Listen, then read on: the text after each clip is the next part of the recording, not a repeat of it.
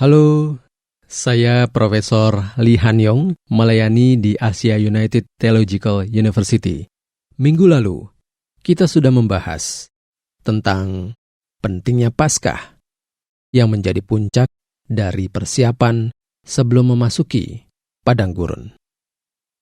Jadi, setelah mereka menyiapkan semuanya, kalau kita lihat di pasal 10, sambil meniup sangkakala, mereka berangkat ke padang gurun. Kalau kita hanya membaca pasal 1-10, kita mungkin berpikir generasi pertama di Keluaran ini pasti berhasil. Dengan harapan yang tinggi, sambil meniup sangkakala mereka memikul tabut perjanjian dan berangkat ke padang gurun.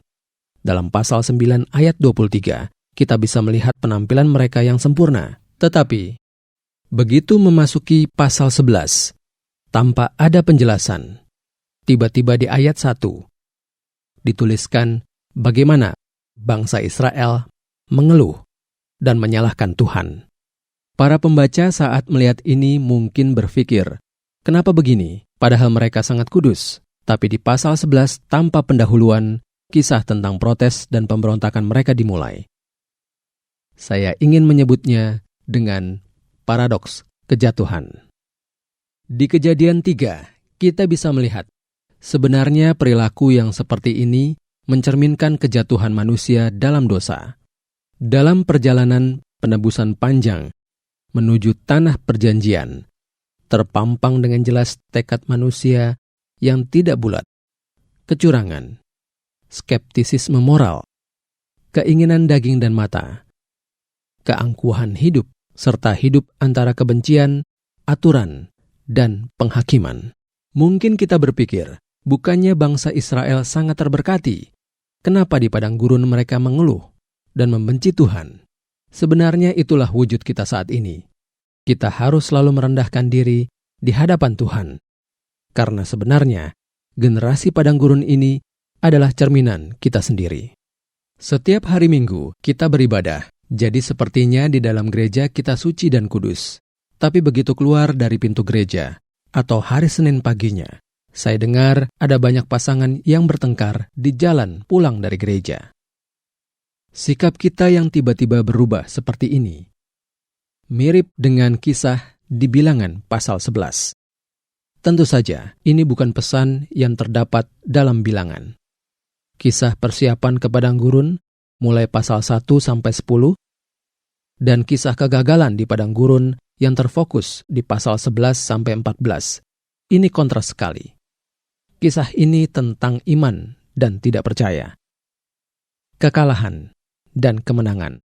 Walaupun ada berbagai konflik, ini adalah awal dari pemenuhan janji Tuhan, serta wujud dari belas kasihan Tuhan yang selalu memimpin dan menyertai bangsa Israel di padang gurun. Kasih karunia Tuhan yang tidak meninggalkan meski kita gagal.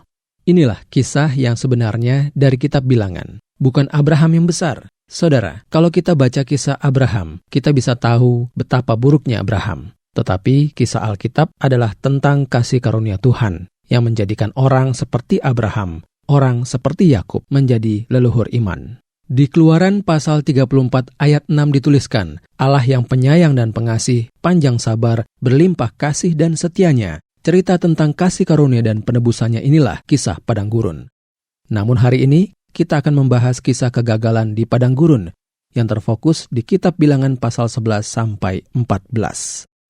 Pertama, begitu kita membuka pasal 11, terdapat kisah kegagalan di padang gurun. Ada kisah tentang sungut-sungut. Kepada siapa sungut-sungut itu ditujukan? Di sini bisa terlihat arahnya. Kalau diperhatikan di sini, ada satu penyebab yang sama dari setiap kegagalan. Itu karena mereka selalu bersungut-sungut. Mereka mengeluh. Sebelum kita membahas isi sungut-sungutnya, kita akan melihat struktur dan arahnya. Kalau kita lihat sungut-sungut mereka selalu mulai dari sekitarnya, lalu mengarah ke tengah. Dan kalau para bawahan mulai bersungut-sungut, itu akan melebar ke para pemimpin, ke atas. Di Bilangan, Tuhan berkata, "Kalian telah memusuhi aku sebanyak 10 kali.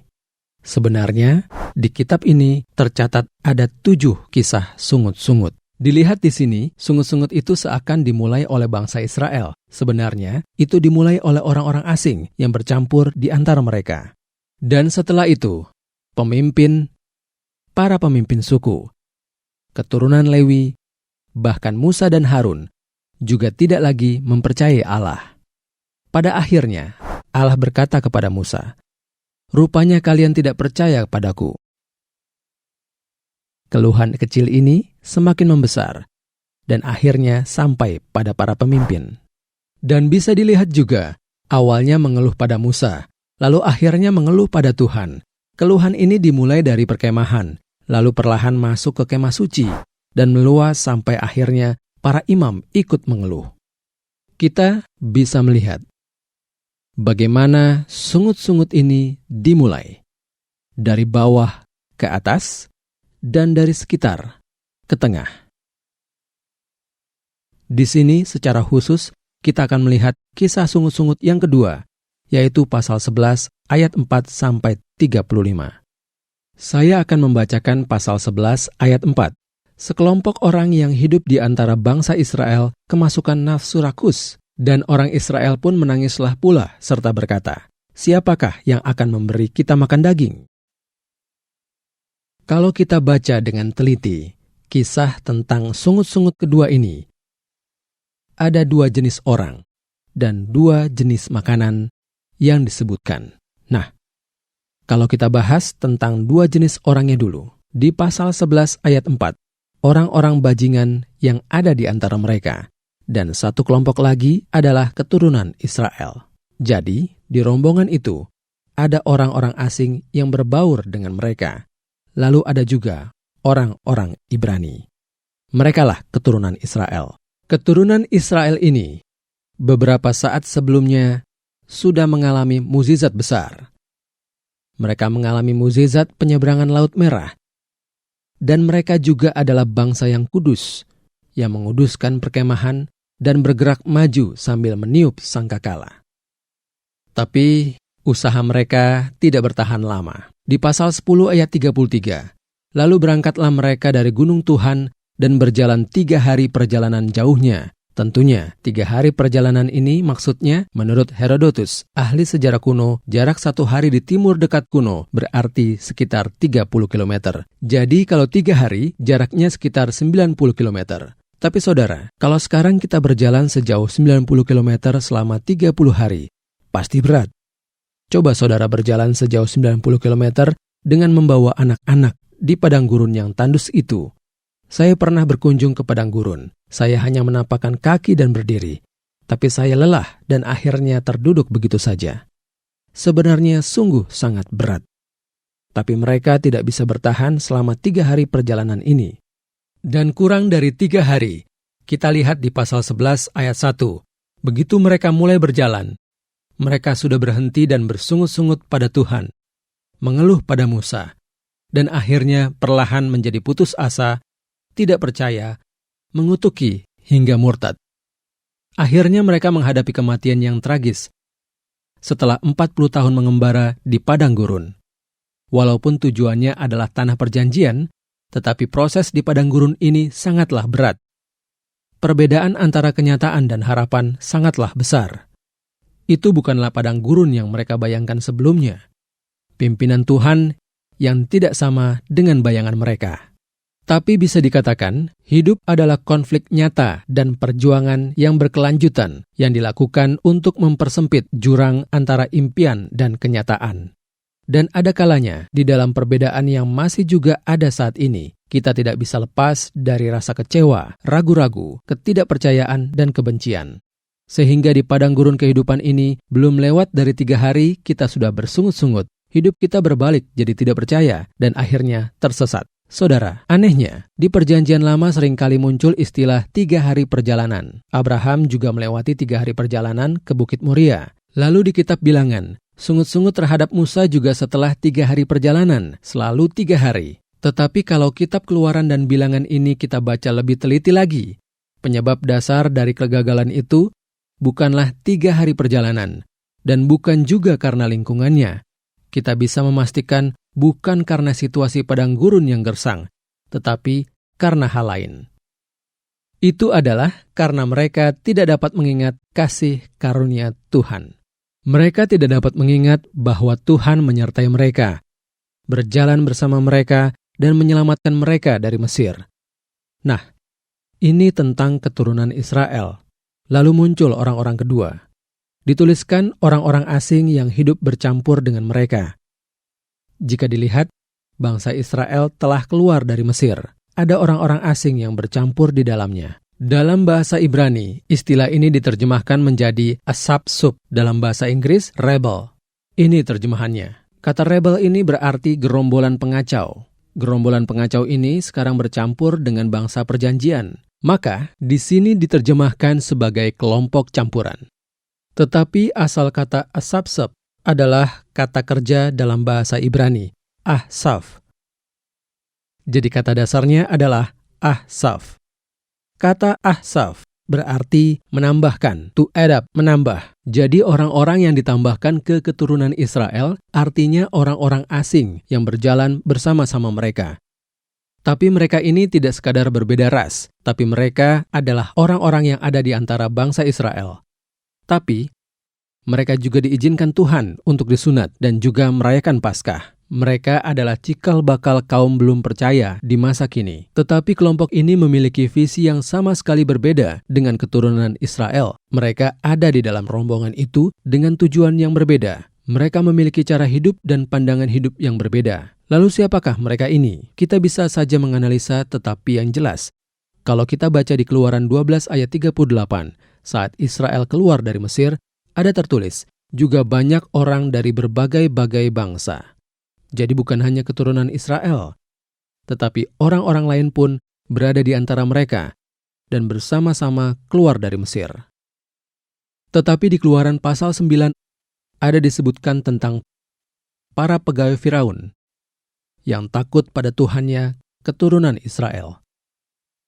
Karena Tuhan telah menurunkan tulah-tulah, jadi para pegawai Firaun berpikir, ternyata Allah Yahweh lebih hebat daripada dewa matahari Ra yang kami sembah. Dan mereka jadi takut pada Allah. Takut pada Allah Yahweh. Mereka takut pada Allahnya keturunan Israel. Karena itulah yang terus-menerus muncul sejak pasal 7. Jadi sebagian besar orang asing yang ada di antara bangsa Israel itu tidak tunduk pada Firaun karena takut pada Allah Israel. Dan karena itu mereka tidak bisa lagi tinggal di Mesir. Sehingga mereka harus meninggalkan kampungnya bersama-sama bangsa Israel. Mereka adalah gerombolan pengacau yang ikut dengan bangsa Israel yang memimpikan tanah perjanjian dan kerajaan Imam Kudus karena takut pada tulah Tuhan serta mengharapkan lingkungan yang lebih baik. Orang-orang Mesir ini ikut dalam rombongan, masuk ke padang gurun, menuju ke Kanaan. Yang kedua, ada dua jenis makanan. Kita lihat di ayat 5. Di sini disebutkan di padang gurun ada makanan-makanan yang belum pernah mereka cicipi sebelumnya. Di sini disebutkan ikan, timun, blewah, kucai, bawang prei, bawang putih. Semuanya makanan favorit saya. Makanan yang sangat sehat. Hanya perlu sambal. Lalu makan ikannya pakai nasi, pasti enak sekali. Saya ingin makanan yang begini. Siapa yang pertama kali bersungut-sungut seperti ini? Gerombolan pengacau itu. Orang-orang Mesir itu yang pertama kali mengucapkannya. Kalau begitu, makanan yang satu lagi apa? Di ayat 6 disebutkan mana, nama makanan dalam bahasa Ibrani. Meski tidak tahu apa itu mana, tetapi yang jelas tidak dapat diproduksi, direncanakan, atau dibuat oleh manusia. Berbeda dengan makanan yang ada di Mesir. Pada dasarnya ini adalah makanan yang hanya dapat disediakan oleh Tuhan. Kita dapat membandingkannya. Ada makanan terlezat yang dibuat oleh manusia dengan mana yang diberikan hanya oleh Tuhan. Di ayat 9 kita lihat, saat embun turun di perkemahan pada malam hari, mana juga ikut turun. Di padang gurun yang tandus dan kering itu, tidak ada air dan lahan untuk bercocok tanam. Disitulah Tuhan menurunkan bagi bangsa Israel sehingga mereka bisa bertahan hidup. Itulah makanan berkat yang istimewa. Di Keluaran pasal 16, mana ini sangatlah misterius. Sebanyak apapun dikumpulkan, tidak akan ada sisanya. Dan walau hanya mengumpulkan sedikit, tidak akan kekurangan. Luar biasa kan? Jika ada yang diam-diam mengumpulkan lebih dari kebutuhan sehari, keesokan harinya akan busuk. Namun pada hari Sabat, mana tidak turun, supaya mereka bisa istirahat. Sebagai gantinya, sehari sebelumnya, hari ke-6, mereka boleh mengumpulkan 2 kali lipat, tidak akan busuk. Ini adalah makanan secukupnya yang diberikan Tuhan. Dalam doa Bapa kami disebutkan, berilah kami makanan kami yang secukupnya. Mana tidak dapat dikumpulkan atau terkumpul secara alami, bahkan dengan usaha manusia. Ini adalah makanan yang diperoleh dengan percaya kepada Allah. Makanan Mesir dan makanan Tuhan, mana yang lebih baik? Tentu kita akan meminta keduanya, tetapi seandainya hari ini saya dan saudara berada di padang gurun, makanan apakah yang harus kita pilih? Sebenarnya saat berdoa, kita selalu meminta makanan Mesir. Banyak orang yang bahkan saat beribadah di gereja pun, kami tidak suka mana, kami tidak suka makanan yang Tuhan beri. Berikanlah makanan yang kami inginkan. Demikianlah kita berdoa. Saudara sekalian, lihatlah, sungut-sungut rombongan yang telah bercampur ini, apa yang mereka lakukan? Orang-orang bajingan yang ada di antara mereka kemasukan nafsu rakus, dan orang Israel pun menangislah pula serta berkata, siapakah yang akan memberi kita makan daging? Nah, siapa yang mulai sungut-sungut? Orang-orang bajingan inilah yang memulainya duluan. Sungut-sungut itu berawal dari hawa nafsu, dalam bahasa Ibrani disebut dengan hit-awu ta'awa. Dua kosakata ini sama-sama memiliki suku kata awa, berarti nafsu. Awa, ini artinya mengharapkan sesuatu, berarti desire, sesuatu yang saya harapkan. Kalau diterjemahkan langsung, nafsu itu adalah mengharapkan hal yang saya harapkan. Mengharapkan yang saya harapkan. Hanya sesuatu yang saya inginkan, yang saya harapkan. Bukan mengharapkan pemberian Allah, kehendak Allah, atau pimpinan Allah, tetapi yang saya inginkan, itulah makanan Mesir.